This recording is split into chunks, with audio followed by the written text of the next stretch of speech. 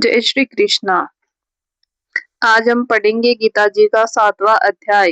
पीछे हमने जो 6 अध्याय है वो पढ़ लिए हैं, उनके वीडियो हमारे चैनल पे आप पीछे जाके देख सकते हैं। आइए प्रारंभ करते हैं 7वां अध्याय।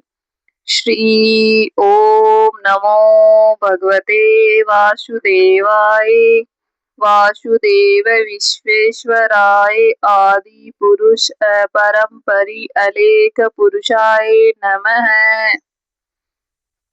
प्रारंभ करते हैं 7वां अध्याय। श्री कृष्ण बोले, हे पार्थ, जो मुझ में मन लगाकर मेरे ही आश्रय होकर योगाभ्यास करते हुए मेरे स्वरूप का संशय रहित पूर्ण ज्ञान होगा तो सुनो, जिसके जानने से तुमको इस लोक में और कुछ जानना शेष न रहेगा। सहस्त्रों मनुष्यों में से कोई एक सिद्धि प्राप्ति के लिए यत्न करता है। उन यत्न करने वाले सिद्धों में से भी कोई बिरला ही मुझे ठीक जान पाता है। पृथ्वी, जल, अग्नि, वायु, आकाश, मन, बुद्धि और अहंकार, ये 8 प्रकार की मेरी प्रकृति है। इस प्रकृति को अपरा अचेतन अर्थात जड़ कहते हैं। हे महाभाव, इससे दूसरी प्रकृति चेतन है, जिसने संपूर्ण जगत धारण किया है।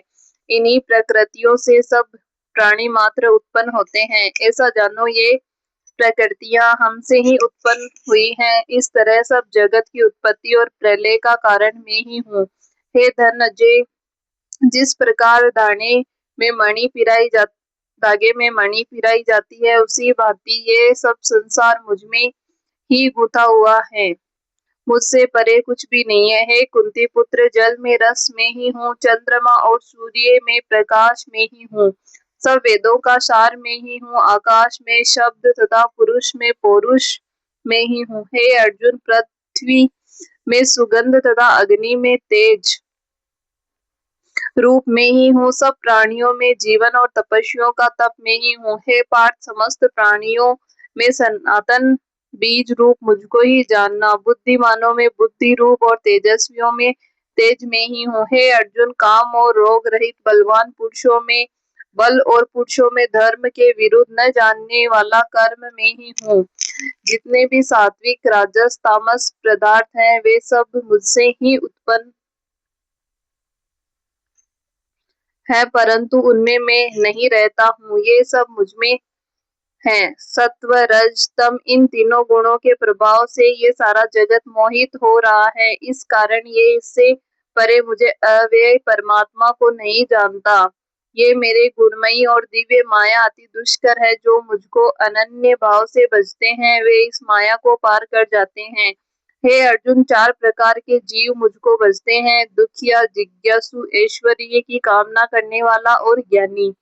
जिनमें मुझे सदा एकाग्र चित्त और केवल मेरी भक्ति करने वाले ज्ञानी पुरुष श्रेष्ठ लगते हैं, क्योंकि मैं ज्ञानी को अत्यंत प्रिय हूँ और वह मुझको प्रिय है। यद्यपि ये सभी भक्त श्रेष्ठ है, तथापि ज्ञानी तो मेरी आत्मा ही है, क्योंकि वह मुझ में ही मन लगाकर मुझको ही सर्वोत्तम गतिमान मेरा ही आश्रय ग्रहण करता है। वह ज्ञानी अनेक जन्मों के बाद मुझे पा लेता है। ऐसे महात्मा अति दुर्लभ है, जो सब जगत को वासुदेव मैं समझे। हे अर्जुन, जो भक्त श्रद्धा पूर्वक जिस जिस देवता का पूजन करना चाहते हैं, उन पुरुषों की उस श्रद्धा को मैं दृढ़ कर देता हूँ। वह उस श्रद्धा से युक्त होकर उस देवता की आराधना करता है, फिर उसको मेरे ही रचे हुए काम फल प्राप्त होते हैं, परंतु उन अल्प बुद्धि वालों को फल नाशवान है। देवताओं की आराधना करने वाले देवताओं को मिलते हैं। मेरे अव्यय अविनाशी अत्युत्तम स्वरूप को न जानकर मंद बुद्धि लोग मुझे अव्यक्त को व्यक्त देहधारी मानते हैं। मैं योग माया से आच्छादित होने के कारण सबको नहीं दिखता हूँ। उसी से मूढ़ लोग अनादि तथा अविनाशी मुझको नहीं जानते। हे अर्जुन, मैं भूत, भविष्य और वर्तमान के सभी प्राणियों को जानता हूँ, पर मुझे कोई नहीं जानता। हे भारत, हे परंतप, इच्छा और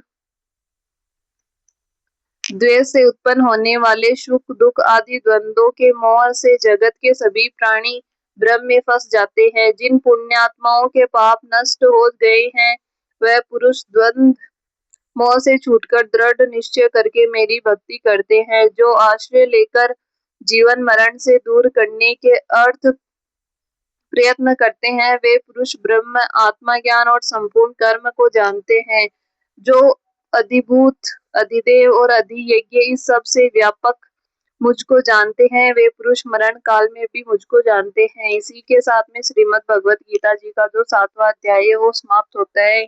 बोलिए जय श्री कृष्णा। कमेंट में भी जय श्री कृष्णा जरूर लिखे।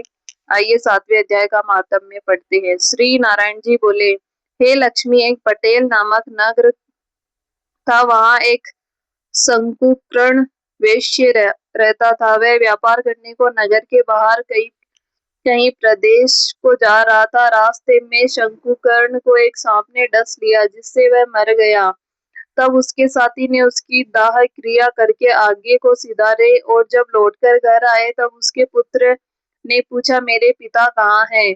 तब उन व्यापारियों ने कहा, तेरे पिता को सर्प ने डस लिया था, सो वह मर गया, और ये पदार्थ तेरे पिता का है, सो तू ले। 1 करोड़ रुपए दिया और उसकी गति कराने को कहा, क्योंकि वह अधोगति से मरा था। तब उस बालक ने घर आकर ब्राह्मणों से पूछा कि सर्प के डसे हुए मरे की गति कैसे करनी चाहिए? पंडितों ने कहा, नारायण बलि क्रिया कराओ, उर्द के आटे का पुतला बनाकर चुनियों चढ़ाओ। जैसे विधि पंडितों ने कही तैसी करी। बड़ा यज्ञ किया, बहुत से ब्राह्मण जिमाए, पिंड पत्तल करवाया। फिर पुत्र बोले, जिस सर्प ने मेरे पिता को काटा है मैं उसको मारूंगा। उसने व्यापारियों से पूछा, मुझे वह ठोर बताओ जहाँ मेरे पिता को मारा है। व्यापारियों ने कहा, चल कर वह ठोर तुझे बता दे। वहां ले जाकर खड़ा किया, देखो तो वहां एक बोबी है, जिसे वह कुदिले से खोदने लगा। जब छेद बड़ा हुआ तो वहां एक सर्प निकला। सर्प बोला, तू कौन है? मेरा घर क्यों खोदता है? बालक ने कहा, मैं शंकुकर्ण का पुत्र हूँ, जिसे सर्प से मेरे पिता को मारा है, मैं उसे मारूंगा। तब सर्प बोला, हे पुत्र, मैं ही तेरा पिता हूँ, तू मुझे इस अधम देह से छुड़ा और मुझे मत मार। वह मेरे पूर्व का कर्म था, सो मैंने भोगा। तब पुत्र ने कहा, हे पिता, कोई यत्न बताओ जिससे तुम्हारा उद्धार हो। तब उस सर्प ने कहा, हे पुत्र, किसी गीता पाठी ब्राह्मण के घर में भोजन कराओ और उसकी सेवा करो, तो उसके आशीर्वाद से मेरा कल्याण होगा। जब उस बालक ने अपने घर और नगर से जितने भी गीता जी का पाठ करने वाले थे, सबको बुलाकर श्री गीता जी के 7वें अध्याय का पाठ कराया और उनको भोजन करवाया। और जब उन साधु ब्राह्मणों ने आशीर्वाद दिया, तब तत्काल वह अधम देह से छूटकर देवदेही पाकर विमान पर चढ़कर पुत्र को धन्य धन्य कहता वैकुंठ धाम को प्राप्त हुआ। इसी के साथ में श्रीमद् भगवत गीता जी के 7वें अध्याय का महात्म्य समाप्त होता है। जय श्री कृष्णा। आगे और वीडियो देखने के लिए चैनल को सब्सक्राइब करें, वीडियो को लाइक करें और कमेंट में जय श्री कृष्णा जरूर लिखें। धन्यवाद।